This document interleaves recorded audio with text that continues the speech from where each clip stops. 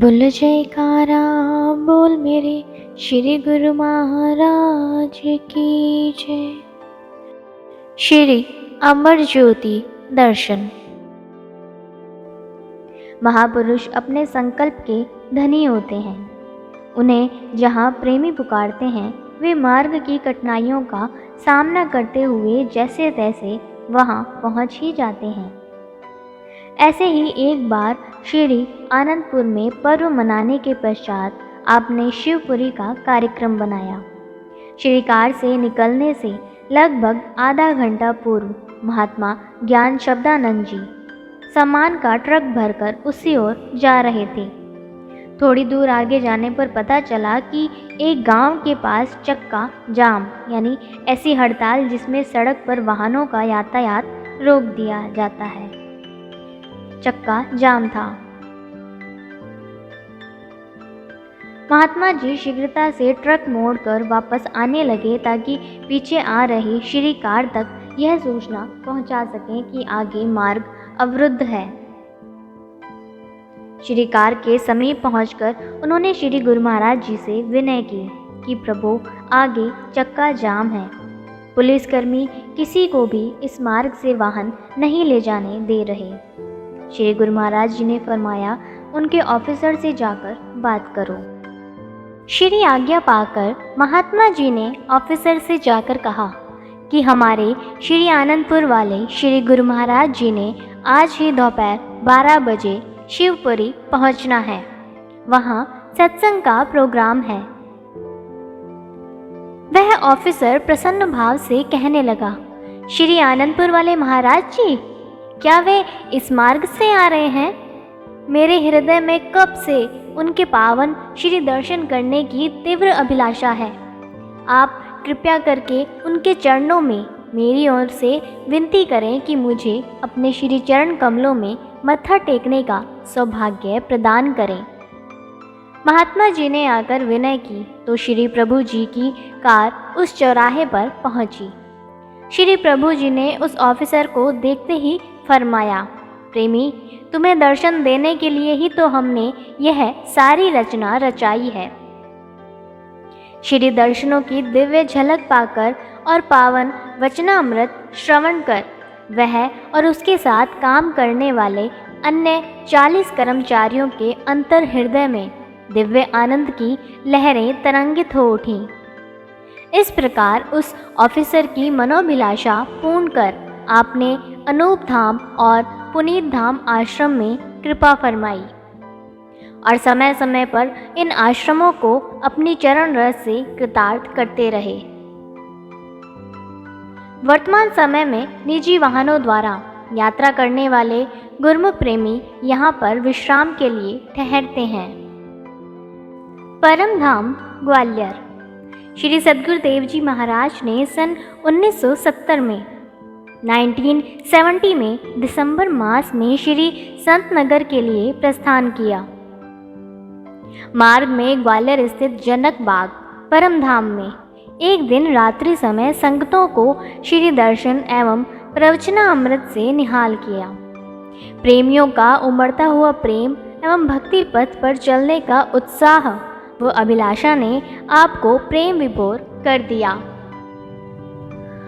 श्री सद्गुरुदेव जी महाराज श्री तृतीय पातशाही जी ने इस भूमि को खरीदकर यहाँ पर केवल एक कमरा और छोटा सा हॉल कमरा ही बनवाया था। बाकी जमीन पर फलों के बगीचे और फसल के खेत थे। सन 1947 में विभाजन के समय काफ़ी प्रेमी परिवार यहाँ आकर बस चुके थे। आपने संपूर्ण क्षेत्र का भ्रमण किया। महात्मा परम योगानंद जी को फरमाया कि श्री गुरु महाराज जी श्री तृतीय पातशाह जी के अनथक परिश्रम से निर्मित इन पारमार्थिक स्थानों को शीघ्र अतिशीघ्र भव्य रूप देना है। इस धरती पर दूर दूर से प्रेमी जिज्ञासु भक्ति प्रेम नाम सुमिरन की आत्मिक संपदा से मालामाल होंगे। उस समय ग्वालियर का डिप्टी कमिश्नर अचानक ही बाहर का निरीक्षण करते हुए अंदर आया। उसने आपके तेजोमयी स्वरूप को निहारते ही अभिवादन करते हुए कहा, धन्य है यह धरती, धन्य है श्री आनंदपुर के सद्गुरु और धन्य है इनके सेवक संत जन। निष्काम सेवा, निष्काम परमार्थ का अदम्य उदाहरण अन्यत्र कहीं नहीं मिलेगा। अब यह स्थान भी श्री आनंदपुर की भांति शीघ्र ही परमार्थ की ज्योति से जगमगाएगा। सत्पुरुषों की एक दिव्य किरण ने मेरे अंतर्मानस में आनंद की अनुभूति कर दी। इससे बढ़कर महिमा का प्रमाण क्या दिया जा सकता है। श्री सद्गुरुदेव जी महाराज श्री पंचम पातशाही जी ने फरमाया, आप पुण्य संस्कारी आत्मा हैं। आपके विश्वास एवं हार्दिक श्रद्धा ने ही आत्मिक आनंद प्रदान किया है। सत्पुरुषों की संगति व समीपता जब भी मिले पूर्ण लाभ उठाना चाहिए। यही मनुष्य की अपनी पूंजी है। महात्मा जी ने आश्चर्यचकित हो विनय की, महाराज, अभी आपने पहली बार यहाँ कृपा की है। इसने कैसे जान लिया कि यह स्थान शीघ्र ही आबाद होगा? यहाँ अत्यधिक परमार्थ भक्ति का स्रोत बहेगा। श्री वचन हुए, महात्मा जी, इन्होंने पहले अपने बुजुर्गों से श्री आनंदपुर की महिमा सुनी है। संस्कारी जीव सत्पुरुषों की समीपता पाते ही निहाल हो जाते हैं। श्री परमहंस दयाल जी श्री प्रथम पातशाही की अमर ज्योति का जन जन में जगमगाने का समय निकट ही है। महात्मा जी श्री मुख की ओर निहारते हुए नतमस्तक हो गए। महापुरुष ही अपनी रहस्यमयी वाणी के रहस्य को जानते हैं। जीव इसे कहाँ समझ सकता है। रात्रि समय श्री दर्शन खुले। उस समय लगभग 50-60 प्रेमी जिज्ञासु श्री दर्शन के लिए उपस्थित थे।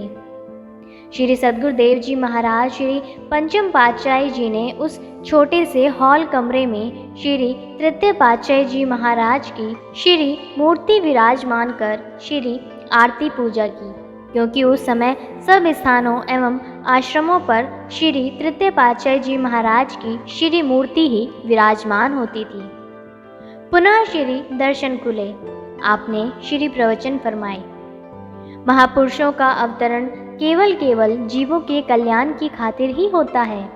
जो भाग्यशाली जीव उनकी संगति में आ जाते हैं वे इस संसार में भी सुखी जीवन गुजारते हैं और परलोक भी सुधार लेते हैं और अपने मालिक से मिलकर सुख स्वरूप हो जाते हैं।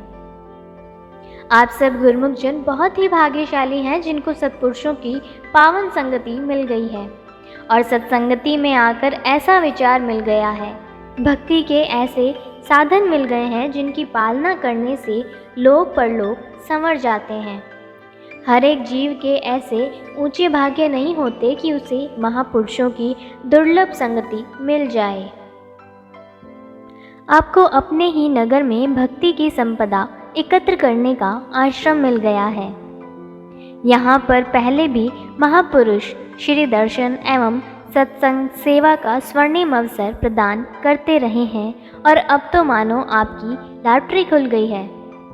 शीघ्र ही यहाँ पर हजारों लोग दूर दूर से आकर सत्संग सेवा का लाभ उठाएंगे। आपके समीप ही भक्ति कमाने का कुबेर का खजाना चलकर आ गया है। ऐसे भाग्यशाली जीव तो लाखों करोड़ों में से विरले विरले ही होते हैं। आप जैसे गुरुमुखी होते हैं जिनको ऐसा मौका मिलता है, ऐसी संगति मिलती है।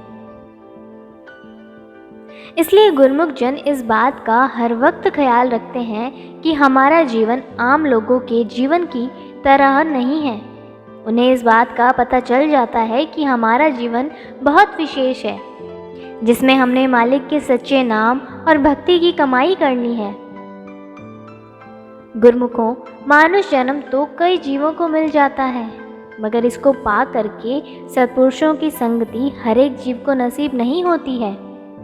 इसलिए गुरुमुख जन इस मौके को पा करके, मानुष जन्म को पा करके, महापुरुषों की संगति में आ करके, उनके बनाए हुए नियमों में अपना चित्त लगाकर भक्ति की कमाई करते हैं और अपना लोक भी सुधारते हैं और परलोक भी सुहेला बना लेते हैं। जिससे उन्हें महापुरुषों की प्रसन्नता भी हासिल होती है। आप गुरुमुखों पर महापुरुषों की बहुत ही प्रसन्नता है, बहुत ही खुशी है जो आपको ऐसा दुर्लभ संयोग मिला है।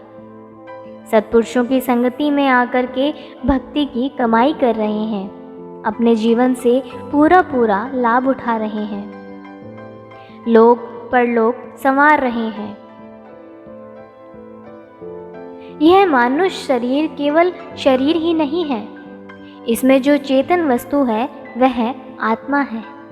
आत्मा को सुख व शांति कैसे मिलेगी, उसका लोक परलोक कैसे संवरेगा?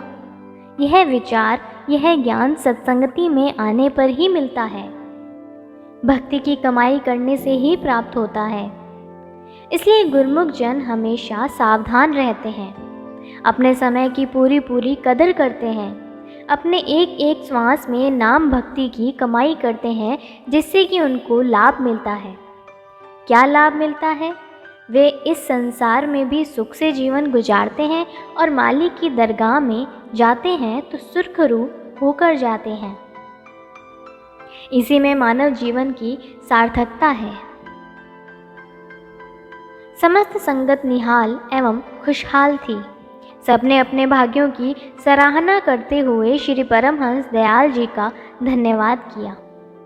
रात्रि समय जब दर्शन बंद हुए तो आपने महात्मा दर्शन अलखानंद जी एवं महात्मा परम योगानंद जी को फरमाया कि आप दोनों रात्रि को यहाँ पहरा देने का प्रबंध करें। यह संगत प्रातः सूर्य निकलने पर यहाँ से जाएगी। संगत ने रात्रि वहाँ ठहरने के लिए भाग्य मनाए कि प्रातः हमें पुनः श्री दर्शन का सौभाग्य मिलेगा।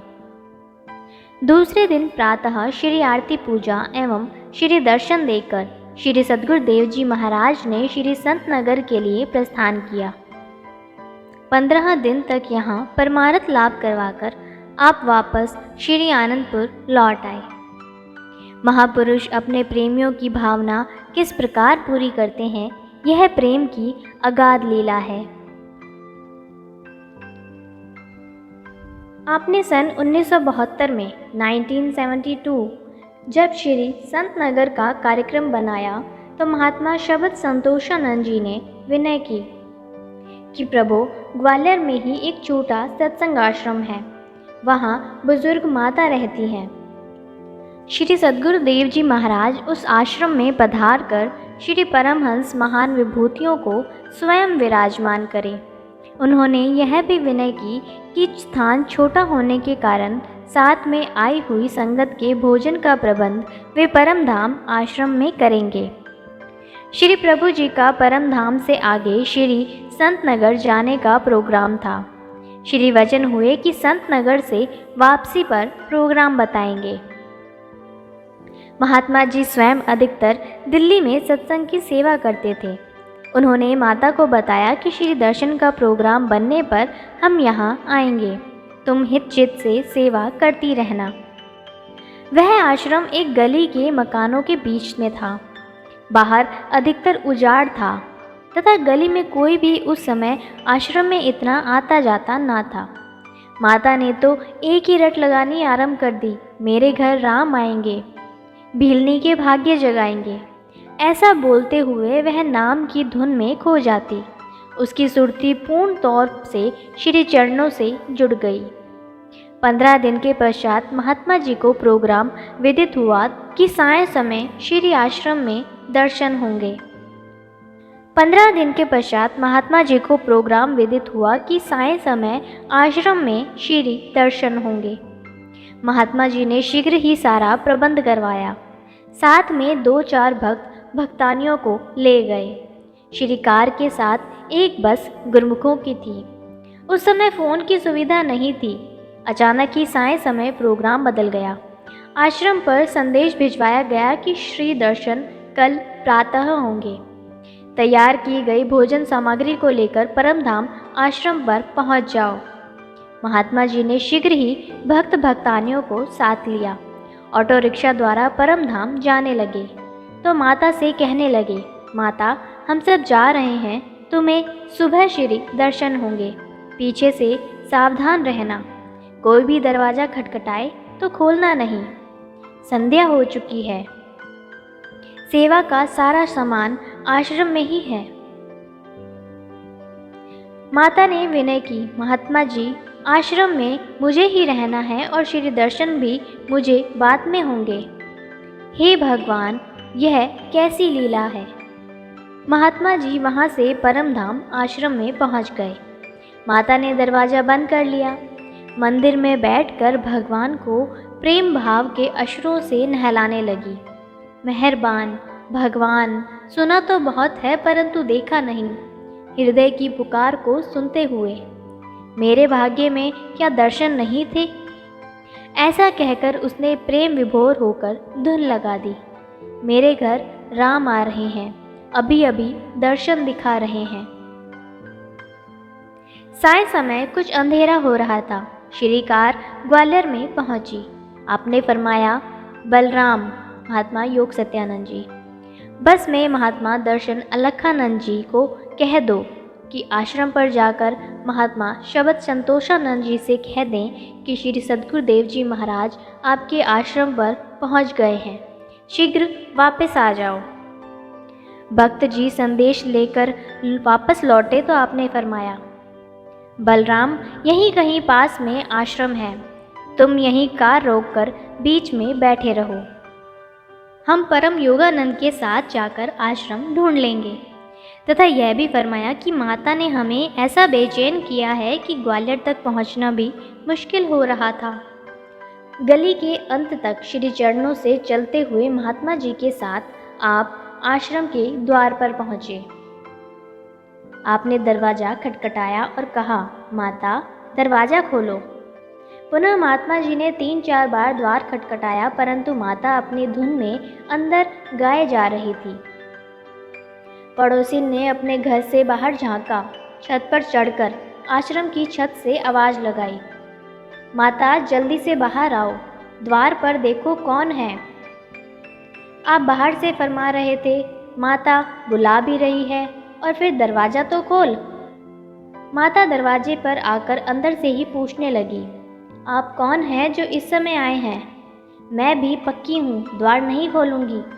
मुझे महात्मा जी ने दरवाज़ा खोलने के लिए मना किया है, इसलिए दरवाज़ा नहीं खुलेगा। महात्मा जी ने कहा, दरवाज़ा खोल, श्री गुरु महाराज जी स्वयं खड़े हैं। आपने भी फरमाया, गुरु महाराज जी तेरे पास आए हैं। क्रमशः बोलो जयकारा, बोल मेरे श्री गुरु महाराज की जय।